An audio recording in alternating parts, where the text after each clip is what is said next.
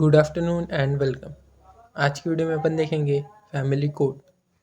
Actually ये family codes act 1984 द्वारा govern करा जाता, बट आर्बिट्रेशन और एडीआर के पेपर में बहुत बार ये भी पूछा जाता क्योंकि इसके अंदर कंसिलिएशन और सेटलमेंट पे ज़्यादा फोकस दिया जाता।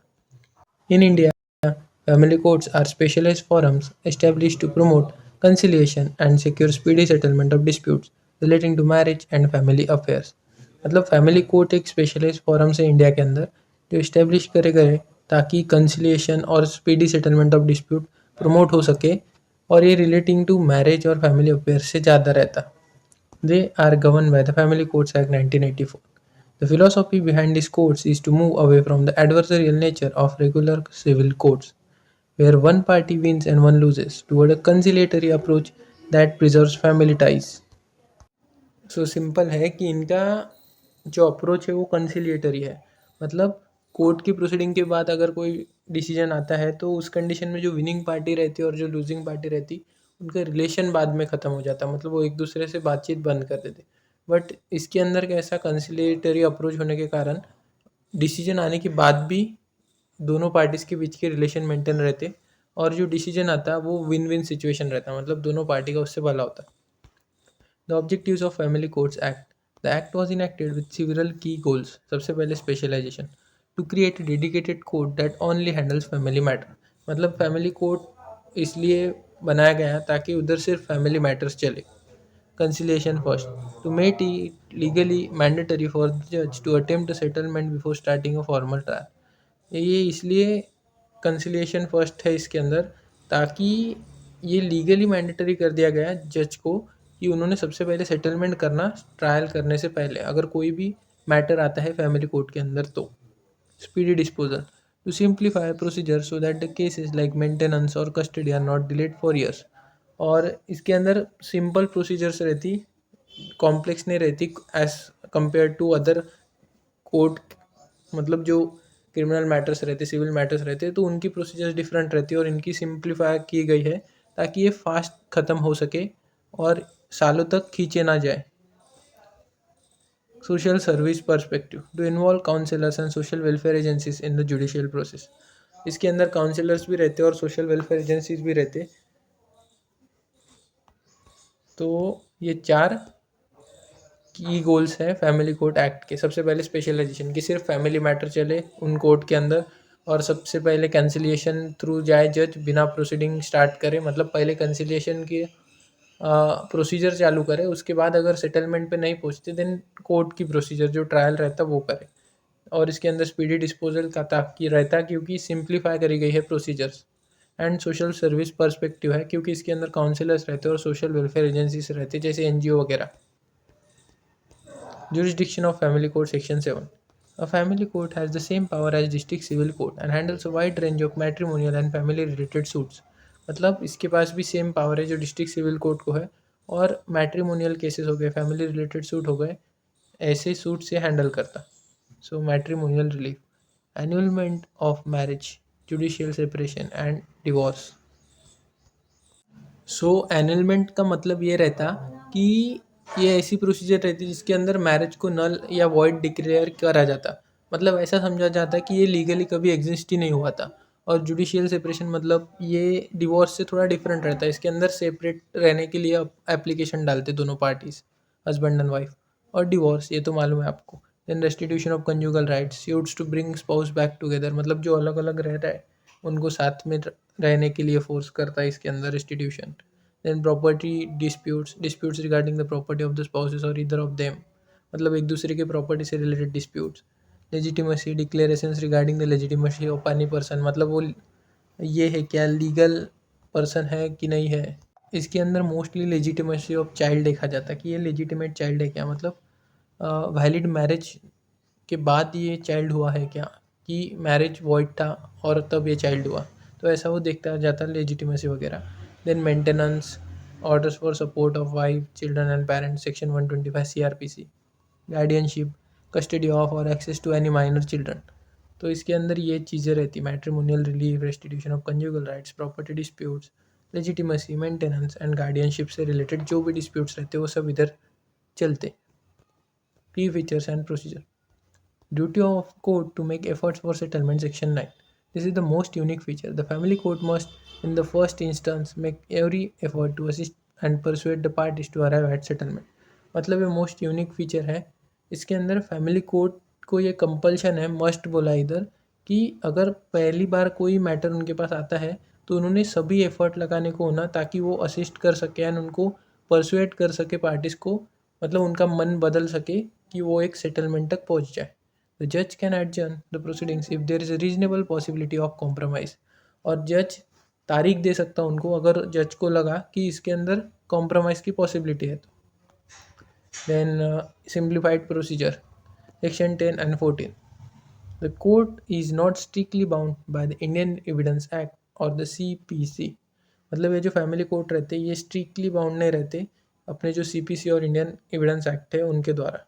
It can lay down its own procedure to arrive at truth.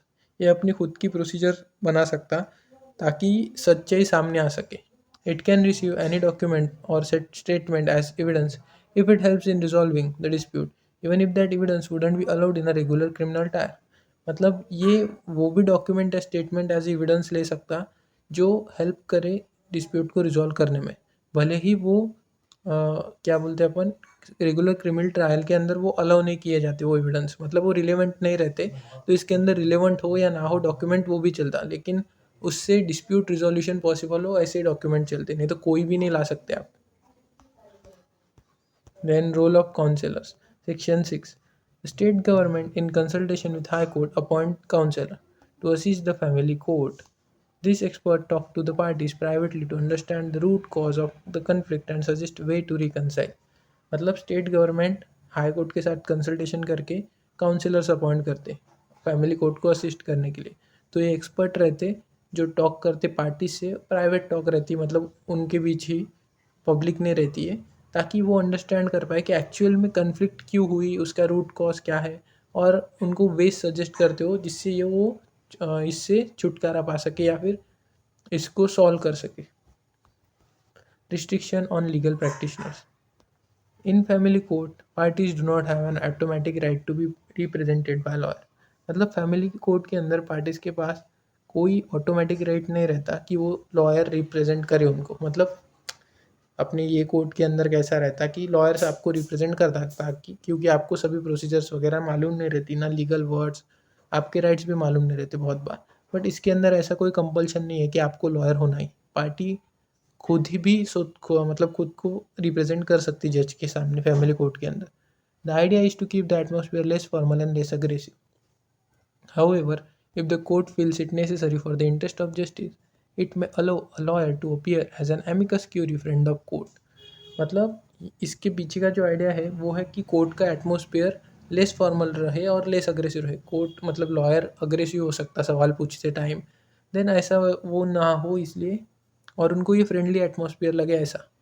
Then court ये, अगर कोर्ट को लगा कि इंटरेस्ट ऑफ जस्टिस के लिए नेसेसरी है तो फिर कोर्ट लॉयर को अलाउ कर सकता, उसको एमिकस क्यूरी बोला जाएगा फिर, friend of court. Appeals. Section 19. An appeal from a decision of family court lies directly to the high court. The appeal must be filed within 30 days from the date of judgment. मतलब family court की appeal अगर करनी है आपको तो direct high court में जाएंगी और इसकी अपील 30 डेज़ के अंदर अंदर करनी पड़ेंगी जजमेंट आने के बाद. Note: no appeal lies against an order passed with the consent of both parties, a compromise decree, or against interlocutory temporary orders. मतलब कौन सी भी अपील जो रिलेटेड होंगी कॉम्प्रोमाइज डिक्री या टेम्पररी ऑर्डर्स मतलब इंटरिम मेजर्स वगैरह से, तो वो अपील आप मतलब उस ऑर्डर के अगेंस्ट में आप अपील में नहीं जा सकते. मतलब जिसमें कंसेंट ऑफ बोथ पार्टी था, वो एग्रीमेंट पे पहुंचे, कॉम्प्रोमाइज़ किया उन्होंने और फिर जज ने कॉम्प्रोमाइज़ डिग्री पास कर दी, तो इसमें दोनों पार्टी ने पहले ही कंसेंट दिया था इसलिए जज ने वो डिग्री पास करी, तो फिर आप भी उस डिग्री के अपील में नहीं जा सकते. और जो इंटरिम मेजर्स या टेम्पररी ऑर्डर्स रहते हैं उनके अगेंस्ट भी आप नहीं जा सकते अपील के लिए. Summary table. Family court versus regular court. So primary goal इधर कंसिलिएशन एंड रिकन्सिलिएशन रहता, इधर एडजुडिकेशन रहता, declaring a winner. Then atmosphere इधर इनफॉर्मल एंड प्राइवेट रहता है इन कैमरा, क्योंकि ये फैमिली मैटर्स है. ये रेगुलर रहता है, formal and open to public. Evidence rule flexible, not bound by Evidence Act. Strictly bound by Indian Evidence Act. Lawyers, not a right, requires court permission. Parties have right to legal counsel. Expert uses counselors and psychologists. Relies primarily on legal arguments. तो simple है. इधर ये इसका screenshot ले सकते हैं. अगर आया कभी differentiate between regular court and family court तो ये चार्ट बना देना.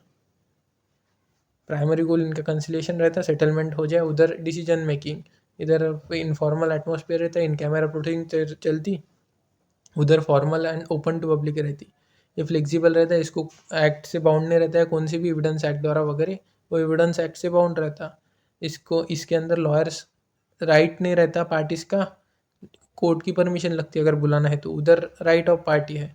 इधर जो काउंसलर्स और साइकोलॉजिस्ट रहते, उधर लीगल आर्ग्यूमेंट्स चलती है ऐसा. सो अगर ये फैमिली कोर्ट का क्वेश्चन है तो सबसे पहले तो 1984 के एक्ट के बारे में थोड़ा लिखना, ऑब्जेक्टिव्स लिखना. ये specialisation, conciliation first, speedy disposal, social service perspective. Then jurisdiction लिखना, मैट्रिमोनियल रिलीफ चलाई जाती इधर. उसके बाद restitution of conjugal rights, property dispute, legitimacy, maintenance, guardianship. Key features and procedure, duty of court to make efforts for settlement, section 9. Simplified रहते procedures. उसके बाद role of counsellors क्या रहता, रिस्ट्रिक्शंस ऑन लीगल प्रैक्टिशनर्स क्या है, appeal की क्या provisions है. सो इधर अपना ये arbitration and conciliation act and alternative dispute resolution, ये लॉ अपना ये पूरा ख़त्म होता है. नेक्स्ट वीडियो से अपन कोई अलग सब्जेक्ट स्टार्ट करेंगे.